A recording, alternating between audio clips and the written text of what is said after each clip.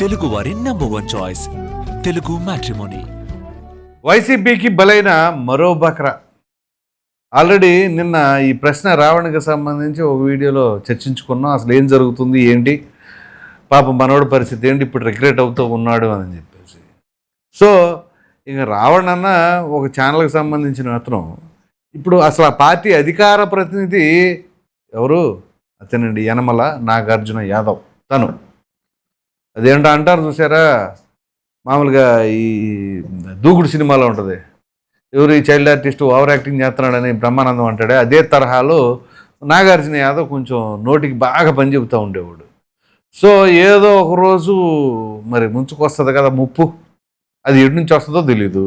ఎందుకంటే మనం మంచిగా ఉండామనుకోండి పెద్ద ప్రాబ్లమే ఉండదు.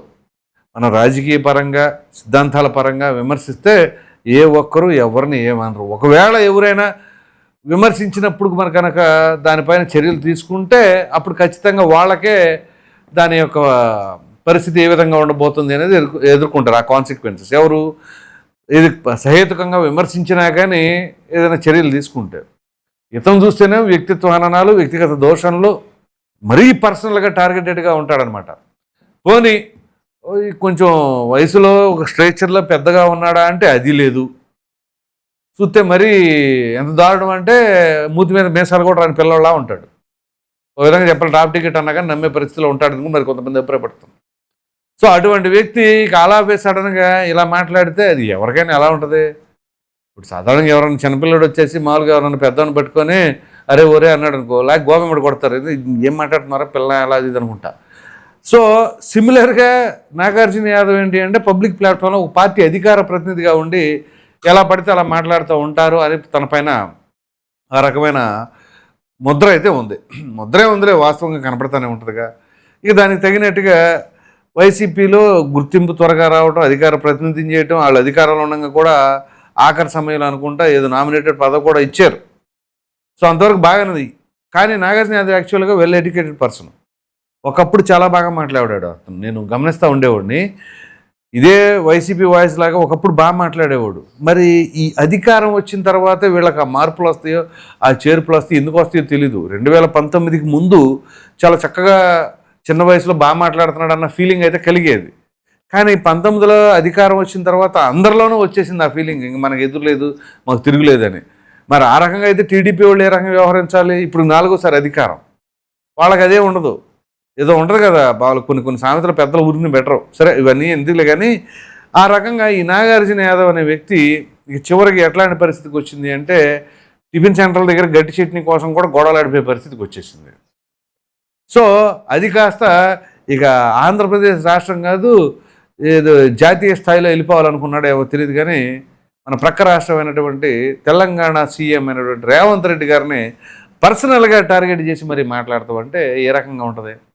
సరే యూట్యూబ్ ఆల్గోరిథం ఏ టైంలో ఏ వీడియోకి ఇది వస్తుందో తెలియదు, అది అప్పుడు ఆటోమేటిక్గా వైరల్ అయిపోద్ది. మరి అది ఎందుకు వైరల్ అయిందో తెలియదు. కానీ మొత్తానికి నాగార్జున యాదవ్ కామెంట్స్ చేసిన దాన్ని 2 years బ్యాక్ చేసిన దాన్నైనా అది వైరల్ అయింది. ఆ వైరల్ అయిన దానికి గాను తెలంగాణ పోలీసులు మరి అక్కడ కేసు రిజిస్టర్ అయిన తర్వాత రావడం, ఆంధ్ర రావడం, అది తీసుకుని వెళ్ళిపోవడం, ఇదంతా జరిగింది కదా. ఏ ఒక్క వైసీపీ నాయకుడు ఇప్పుడు మాట్లాడతలేదు ఎందుకని? కనీసం ఒకరు కాదు ఒకరైనా మాట్లాడారా? ఒక్కరు కూడా మాట్లాడాల. మళ్ళీ మాట్లాడింది దీనిపైన కూడా ఎవరు అంటే అదే నాగార్జున యాదవే. కోర్టు నుంచి జైలుకి తీసుకెళ్తా ఉంటే జీప్ ఎక్కించేటప్పుడు, ఆ వ్యాన్ ఎక్కించేటప్పుడు అప్పుడు అంటున్నాడు చంద్రబాబు నాయుడు కోసం, చంద్రబాబు నాయుడు కొరకు, చంద్రబాబు నాయుడు వలన అని చెప్పేసి అంటున్నాడు. కానీ వైసీపీ వాళ్ళు ఏ ఒక్కరు మాట్లాడాల. అంటే దీన్ని బట్టి ఉద్దేశం ఏంటి? ఇతను కూడా బలైపోయాడనే, ఇది నాకు సంబంధం లేదు, నువ్వు తెలంగాణ సీఎంని తిట్టాగాడు నువ్వు అనుభవించాలి, మాకేం సంబంధం లేదు. అదే చంద్రబాబు నాయుడు పవన్ కళ్యాణ్ నువ్వు మాట్లాడితే మేము సపోర్ట్ ఇచ్చేవాళ్ళం అనే ధోరణిలో ఏమైనా వైసీపీ ఉందా? ఇది ఎలా ఉందంటే జడా శ్రావణ్ కుమార్ గారిని రావణ్కి సంబంధించిన ఎపిసోడ్లో నీకు ఆ రోజు స్టేజ్ మీద మాట్లాడిన మాటలకు గాతే నేను తీసుకొస్తాను, బెయిల్ తీసుకొచ్చాను. కానీ దానికి ముందు మాట్లాడిన కంటెంట్కి నువ్వు ఎలా పడితే అలా మాట్లాడిన కంటెంట్కి అయితే మాత్రం అది నాకు సంబంధం లేదు, ఇప్పుడు ఓపా చట్టానికి సంబంధించి అయితే నాకు సంబంధం లేదని ఆయన ఎలా అయితే పక్క జరిగాడో సేమ్ ఇదే తరహాలో నువ్వు తెలంగాణ రాష్ట్రం సీఎంని తిట్టావు కాబట్టి అది మాకు సంబంధం లేదు, అది ఎప్పుడో తిట్టావు. ఇదైతే మాత్రం నువ్వు చంద్రబాబు నాయుడు తిట్టినా, లోకేష్ని తిట్టినా, పవన్ కళ్యాణ్ తిట్టినా మేము భుజాన్ని వేసుకునేవాళ్ళమేమో అనే సంకేతం ఏమైనా ఇస్తున్నారా? ఇప్పుడు చివరికి బలైపోయింది ఎవరు?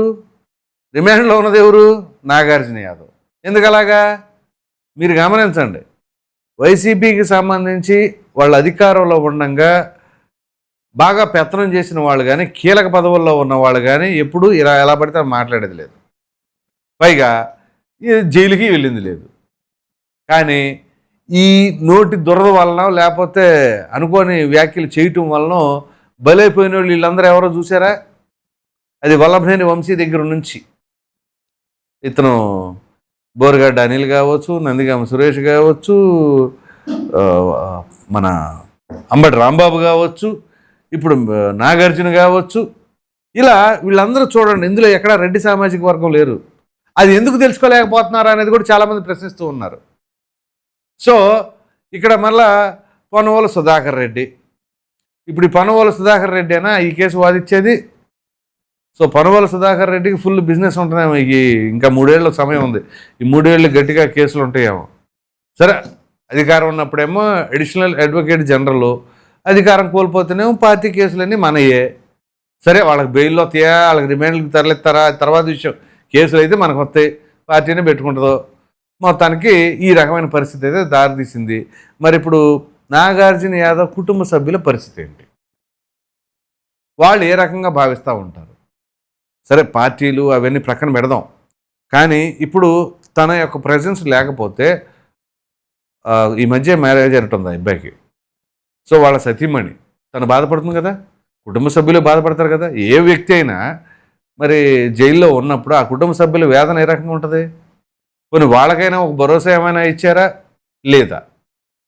సరే, వాళ్ళు ఇచ్చినా ఇకపోయినా మా జగనన్న అని చెప్పేసి నాగార్జున యాదవ్ మరలా బయటకు వచ్చిన తర్వాత అయినా మాట్లాడతారు. దాంట్లో ఎటువంటి సందేహం లేదు. ఎందుకంటే ఆయనకు అంత అభిమానం వాళ్ళ నాయకుడు అంటే. సో నేను ఎటువంటి కాన్సిక్వెన్సెస్ అయినా ఫేస్ చేస్తాను, ఎంత దూరమైనా వెళ్తాను, కానీ వీళ్ళ మీద అటాకింగ్ మాత్రం ఆపను అని చెప్పేసి అంటాడు. కానీ అటాకింగ్ చెయ్యి, ఎలా చేయాలి? పాలన పైన, ఆ సిద్ధాంతాల పట్ల ఆ విమర్శలు, అందులో అవకతవకలు, అవినీతులు, అక్రమాలు ఏదైనా ఉంటే గట్టిగా ఎండగట్టండి. దాంట్లో ఎటువంటి మొహమాటం లేదు. ఇటీవల డిప్యూటీ సీఎం పవన్ కళ్యాణ్ గారు కూడా ఇదే చెప్పారు. మీరు విమర్శించండి, సహేతుకంగా విమర్శించండి, నిర్మాణాత్మకంగా వ్యవహరించండి అని చెప్పేసి ఘంటాపదంగా చెప్పారు. సో ఆ రకంగా మాట్లాడండి. అప్పుడు ఇవ్వరేం దాని మీద మాట్లాడేది ఉండదు, దాని మీద ఖండించేది ఉండదు, దాని మీద విభేదించేది ఉండదు. మీ దగ్గర ఆధారాలు ఉన్నాయా? ప్రవేశపెట్టండి, చూపించండి, గట్టిగా నిలదీయండి. ఇదిగో ఇంత అవినీతికి పాల్పడ్డారు అమరావతి రాజధాని అని చెప్పేసి, పోలవరం అని చెప్పేసి అడ్డం పెట్టి ఈ రకంగా దోచేశారు, చూపించండి. లేదా రోడ్లు అని చెప్పేసి ఈ రకంగా చేశారు, అది నిరూపించండి. దాన్ని ఎవ్వరు తప్పుపట్టరు. అవి కాకుండా వ్యక్తిగతంగా అలా ఇలా అని మాట్లాడారు అనుకోండి, అది ఏమవుతుంది అంటే ఇదిగో ఇలాంటి పరిస్థితికి దారితీస్తుంది. కేసు ఇంకోటి ఉంటుంది, కానీ కారణం ఇదే అయ్యుద్ది. అక్కడ చూపించే కారణం వేరేగా ఉంటుంది. ఆ విషయం అందరికీ తెలుసు, ఓపెన్ సీక్రెటే, ఇందులో దాచుకునేది ఏమీ ఉండదు. సో చివరికి ప్రతిఫలం అనుభవిస్తారు. అట్లా ఉంటుంది అనమాట. కాబట్టి ఒక బోరగడ్డను చూసో, ఒక రావణ్ణి చూసో మేలుకుంటే మంచిది. లేదు, మా జగనన్న కోసం మేము ఏమైపోయినా పర్వాలేదు, మా కుటుంబ సభ్యులు రోడ్డును పడినా మాకు సంతోషమే, కానీ మా జగనన్న కోసం మేము ఎలాగైనా ఉంటామన్నారనుకోండి, అది మీ ఇంట్లో కుటుంబ సభ్యులను కూడా ఒప్పించుకోండి ముందు. ఇంకా నా గురించి మీరు మర్చిపోండి, శుభ్రంగా మా జగనన్న కోసం నేను ఏదైనా మాట్లాడితే నన్ను జైల్లో వేసినా మీరేం ఇబ్బంది పడకండి, బాధపడమాకండి అని చెప్పేసి చెప్పండి. ఎందుకంటున్నానంటే ఏ పార్టీ వాళ్ళైనా మీకు మీ కుటుంబ సభ్యులకి మీరు ముఖ్యం. అంతేగాని మీ పార్టీకి మీరు కాబట్టి ఇంకోళ్ళు వస్తారు, వాళ్ళు కాబట్టి ఇంకోళ్ళు ఉంటారు. ఇప్పుడు ఎంతమంది ఎమ్మెల్యేలకు చేసిన వాళ్ళు, మంత్రులకు చేసిన వాళ్ళు, ఆత్మలాగా ఉన్న వాళ్ళే వదిలి చెల్లిపోయారు.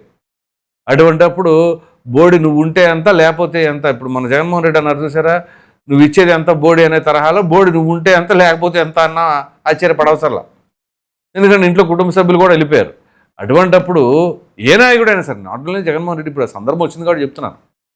సో మీకేంటి అంటే, మీరున్నా లేకపోయినా పార్టీకి వచ్చిన నష్టమేమి లే, కానీ మీరు లేకపోతే మీ కుటుంబం తీవ్రంగా నష్టపోయింది. ఆ పాయింట్ని మాత్రం అర్థం చేసుకోండి. సో రాజకీయాలు అంటారా, మన పుట్టుకతోనే రాజకీయం ఉంది, మన బ్లడ్లోనే రాజకీయం ఉంది, ఇట్లాంటి డైలాగులు ఏమి ఉండవు. అది సినిమాలో బాగుంటుంది, కానీ సినిమాటిక్ స్టైల్లో నిజ జీవితంలో ఏంటి అంటే ప్రాక్టికల్గా ఆలోచిస్తే మనం ఏంటి, మన కుటుంబ నేపథ్యం ఏంటి.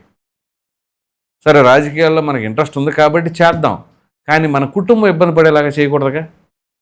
సో అది చాలా కీలకంగా ఉంటుంది. కాబట్టి ఇప్పుడు నాగార్జున యాదవ్ అనే వ్యక్తి యాక్చువల్గా మంచి వాక్చాతుర్యం గలవాడే, కానీ దాన్ని ప్రాపర్ ట్రాక్లో పెట్టుకోకపోవడం వలన ఇవాళ 4 గోళ్ల మధ్య జైలు జీవితం అనిపిస్తూ ఉన్నాడు. సో మొన్న ఆ రోజు ఆయన అరెస్ట్ చేసినప్పుడు కొంచెం హడావుడిగా జరిగింది న్యూస్. కానీ ఆ తర్వాత ఏమైంది? ఇప్పుడు పట్టించుకోవాలా. అది ఏ వ్యక్తి పరిస్థితి అయినా అంతే. నేనేదో పెద్ద పాపులర్ అయిపోతాను, నేను సెలబ్రిటీ అయిపోతాను అనుకుంటే అసలు రెండో రోజే పట్టించుకుని ఉండవు.